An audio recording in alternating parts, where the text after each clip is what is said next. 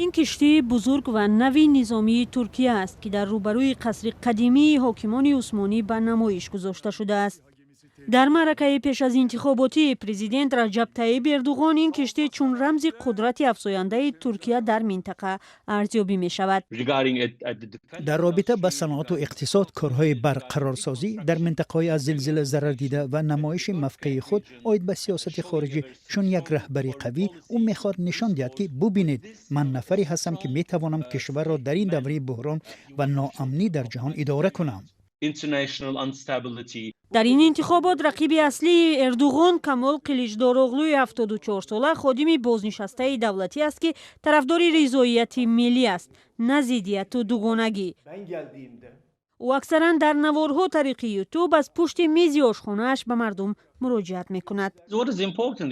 مهم موقع سیاسی جناب قلیچداروغلو است. او به هر حال در 5 سال آخر تلاش کرد میان قشرهای مختلف در کشور یک پل بنیاد کند. قلیچداروغلو که به مردم اصلاحات، کاهش صلاحیت پرزیدنت و بازگشت به دموکراسی پارلمانی را وعده می‌دهد، یک ائتلاف عبارت از 6 حزب از جمله ملتگرا و اسلامی ها و سابق وزیران حکومت را تأسیس داده است. انتخابات پرزیدنت ترکیه در حال برگزار می شود که ماه فوریه در زلزله های مرگبار این کشور بیش از 50,000 نفر به هلاکت رسیدند. در پی حکومت اردوغان مورد تنقید شدید قرار گرفت. اکثریت در نظرسنجی ها بحران شدید را مشکلی اصلی ترکیه خواندند. البته اقتصاد باز هم اقتصاد مسئله رقم یک است. تمام قشرهای اجتماعی اقتصادی پایین رفتند. ضربه بحران اقتصادی را همه احساس میکنند. در طی 12 ساله اخیر که حزب عدالت و رشد اردوغان حکومت را در دست دارد، در این کشور قشر پرقوت کنسرواتیوی ظهور کرد.